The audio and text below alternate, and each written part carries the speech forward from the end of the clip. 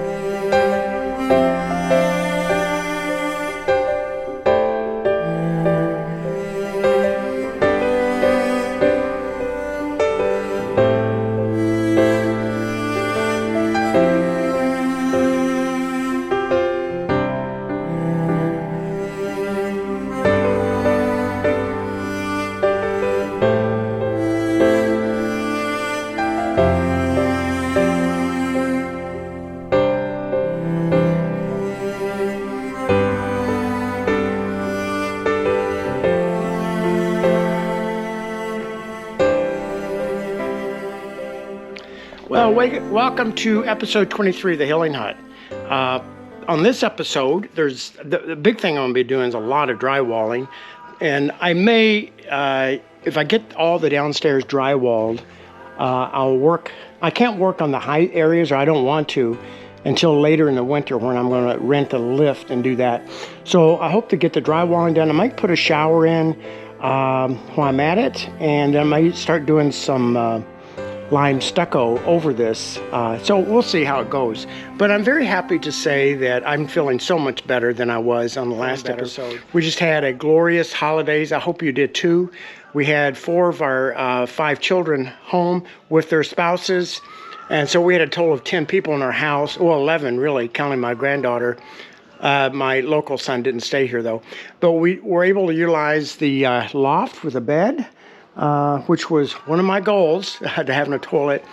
And my heat pump is working so well. I just turned it down because I'm sweating so much working out here. And it's only 50. I turned it down to 50, but that's about as warm as you want it when you're working.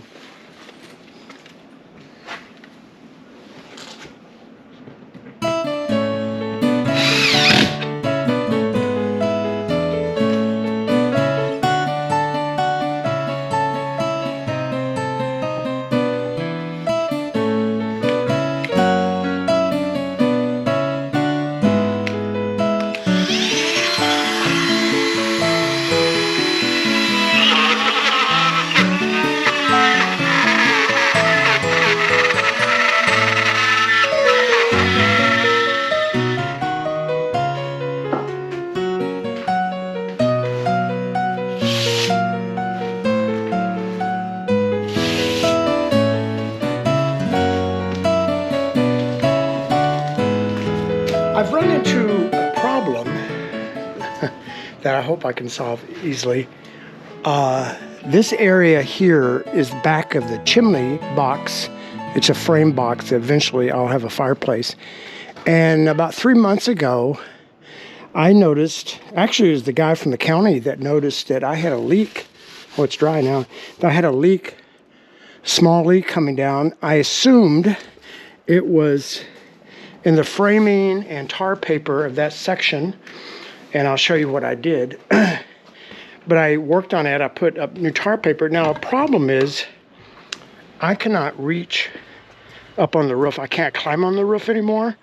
I can't raise my shoulder very far. I've torn it up, and then I have a meniscus tear. But anyway, I put on new tar paper, new flashing tape around that, and thought I solved the problem. As a matter of fact, I left it open inside for a month, and it had no leaks. But just the other day, the rain was blowing in from the east. That's the direction we're facing, towards the mountain. The mountain's hiding this morning under his blankets. Doesn't want to get out of bed, I don't think. And there's a drip coming in. So I went up there and looked around. I think the part I can reach is fine. The problem is the part I can't reach. I've tried, it's really messy because I've tried, this is temporary. Eventually I'll have scaffolding all the way up there, and I'll be putting stone on that chimney, and I'll take care of the flashings in a permanent way. But I need something temporarily, because you don't want water leaking in behind your drywall. So anyway, I went to church yesterday, and day before yesterday, I was in the hospital yesterday, most of the day, doing chemo. But the day before yesterday, I went to church, and a friend of mine convinced me not to try to get up there. I was going to try to rig something up, a rope.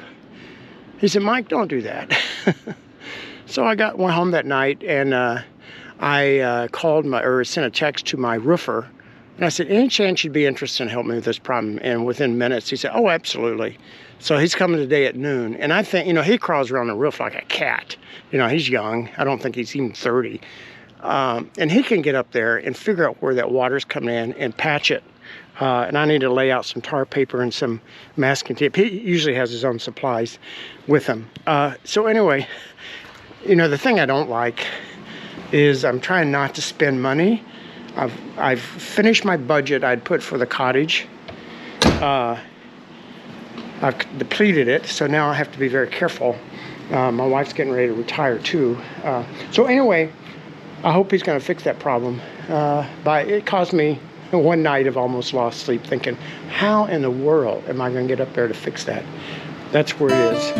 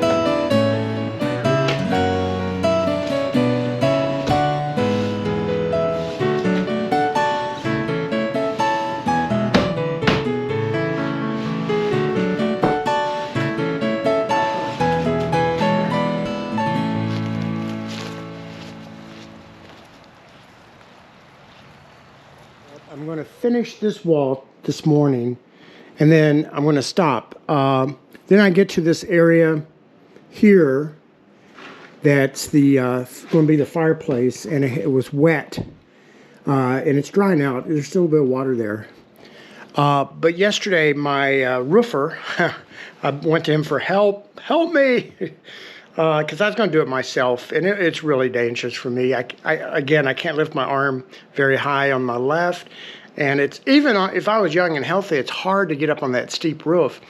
And I asked him, "Can you come do this?" He runs around these roofs like nothing, and so he did. He came yesterday and spent probably about an hour really trying to patch all the little cracks in the tar paper around my chimney.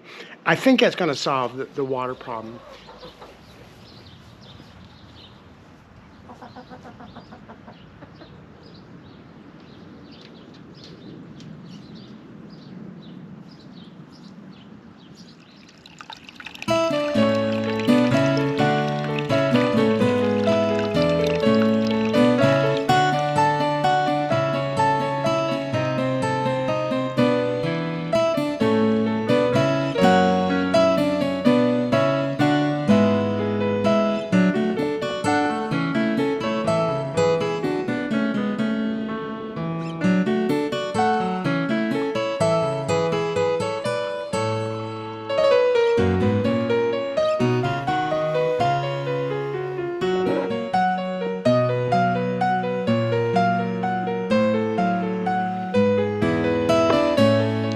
Well, winter has come to Western Washington. It's been cold for a number of days, but we've had some snow now. And I'm going back to work on the cottage. This morning I realized I had to extend my permit. It ends this coming November. There's no way I'll be done with this cottage before November. There's so much work left to be done. I'm the busiest I've ever been in my life. And the reason for that is that, well, I was diagnosed with cancer 6 years ago, and it was grim. I had a life expectancy of about 11 months. I went through a bone marrow transplant, and then I had to go into quarantine for over 2 years, and I felt awful. My bone marrow failed. I think I mentioned that before. And it still looked very grim that I was going to live very long. And I was so sick I couldn't do much, but I was confined to my house. I think I mentioned all this before, and about went nuts. And then when I started feeling better, it was like a personal renaissance I went through. All my life, I've been so busy with work. My professional work as a PA, had to study always medicine to keep up. And suddenly, there's this curiosity in me that's bloomed, and I study and study and study all day. And I'm talking about things I've never been able to study before because of time. I love astrophysics, I love geology, I love anthropology, especially paleoanthropology, mathematics, quantum physics. These things I just devour, just love. And then I love writing. I've always been a writer, writing, I think I'd published 30 articles in national journals, like op-eds and other articles and research articles. And then I've written 10 books. Now, I'm not so proud of my earlier books. I think my writing's getting better. But I have 3 books that I'm working on now. I spent the morning working on one, completing another edit with it. So I have all these things going on. Plus, I have my normal chores that someone would have. And then I'm the stay-at-home husband. My wife works long hours, so I do the house cleaning, try to do the laundry, dishes, those things. So anyway, my point I was going to make, oh, it's nice coming into a warm cottage. I've left the heat on. Is that you'll see some progress I've made, but not near enough of what I like. Now this week, today's Tuesday already, and I spent yesterday pretty much the whole day in the hospital getting chemo. I have to drive to the mainland, and it was snowy, and that took time. And then time I got home at 4 in the afternoon, I was too exhausted to do anything. That wears me out. So I have 3 days this week if I have no interruptions to work on the cottage. And then Friday, I have to spend the whole day in the hospital again, doing an infusion to boost my immune system, which is collapsed from the cancer and from the chemo. And they have to do it so slowly because I'm in renal failure from the cancer. So anyway, that's the way that story goes. But I just want so much. I become impatient, and I feel very impatient right now, wanting to move along and get more things done. But anyway, I have to be patient with this. I don't know if you've retired or if you've ever suffered a health problem. Man, I encourage you as much as you can physically bear it, is to be active and to create these interests. I have so many interests. I would love to go back to school if I had the money and work on I looked into a doctorate in anthropology. I couldn't afford it, and it would take a huge amount of time. But just, I'm so curious about these things. And I spent a lot of time listen to philosophy lectures. I've always enjoyed philosophy and what some people call religion. I don't separate the two. It's the big questions of life, existence, what's real.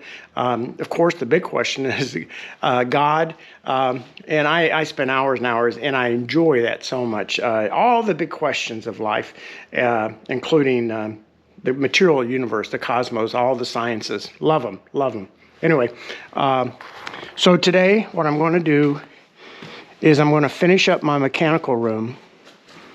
And one problem, I don't have light in here anymore because I've blocked the wall. You can see I have it almost done. I need to do that little triangle piece. And then I'll start working on the bathroom. And the first thing I'm going to do in the bathroom is build my shower area, and then I'll do the drywalling in here. And my goal was to have all this done at the end of last week, but I had so many interruptions, things I just described, that I'm way behind where I wanted to be. But that's the way it is. One thing I've been working on This is a apothecary box I got from an old barn in Texas. I'm restoring the drawers. I've got 5 done. I only got 2 in that's been done. I'm putting in nice new handles and fixing the broken boxes. And I think that's going to look really nice when I'm done. But it's nice to throw in a little carpentry kind of stuff in the midst of all these days and days of drywalling. Well, I'm going to end this episode 23, show you what I've done. The downstairs is all drywalled. I would have gone ahead, this is dry, thank goodness. I would have gone ahead and drywalled that area, but the drywall for that area is at the bottom of my stack. It's a fireproof drywall, not fireproof, fire resistant. But I do have my bathroom drywalled all the way up, and I just got done doing the joints of my Durarock. This is going to be Moroccan stucco, which is a waterproof stucco, and then these walls will eventually have regular stucco. So my mechanical room, it's dark in here, but it's all done. Thank goodness, this was hard. And then my other thing I did this episode was I restored this, what's called an apothecary cabinet. Got sawdust on it. I think it turned out nice. It was just beat all up. And I do think it may have come as early as 1800s, late 1800s, from Texas, or that it was in an old barn that they discovered in Texas. And anyway, I want to thank you for coming along. It's been a slow, methodical process here, but I'm encouraged. I'm remaining healthy, feeling good, and that helps me a lot. So I'll see you in a month or so when I'm episode 24. Then. Oh, let me say one more thing. During our really cold weather, when it was down near 20 degrees, this cottage stayed toasty. So my heat pump is working great. So the things I got to do, I'll be doing drywalling upstairs in the balcony, and somehow I got to do this peak. I don't know how. And I got to do that. I got to build new stairs and railings for upstairs, and then I may go ahead and start stuccoing by the time on the next episode. First, I come back and do all the joints, sand that down, put on a coating that makes it acceptable to lime stucco, then put on 2 layers of lime stucco, and then that will be done. And then working upstairs. I may then start working on the ceiling, haven't decided either that or start building my kitchen cabinets and those things. But I hope you have a wonderful rest of the winter. I'll see you probably at the beginning of spring. So you guys take care.